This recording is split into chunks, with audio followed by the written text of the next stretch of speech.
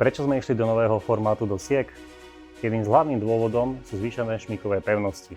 Pozrime sa na štandardný formát dosky a na nový formát dosky.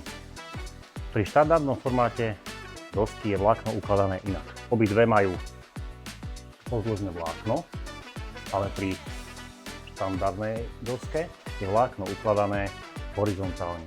Kdežto pri novej doske je vlákno ukladané vertikálne. Vlákno v tejto doske je týmto smerom, kdežto pri novom formáte 400 je týmto smerom. Čo to v praxi znamená?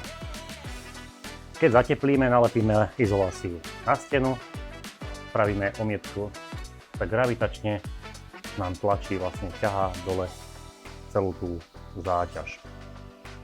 V tomto prípade vidíme vlákno zhruba nejak takto, kdežto v tomto prípade to vlákno vidíme týmto smerom. Čo to v praxi znamená? V smere, keď je vlákno ukladané horizontálne, šmíková pevnosť nie je až taká vysoká, ako v tomto smere, keď je vlákno ukladané vertikálne a je tam oveľa vyššie trenie toho vlákna. Pokiaľ chcete viac informácií, nájdete ich na stránke www.nav.com.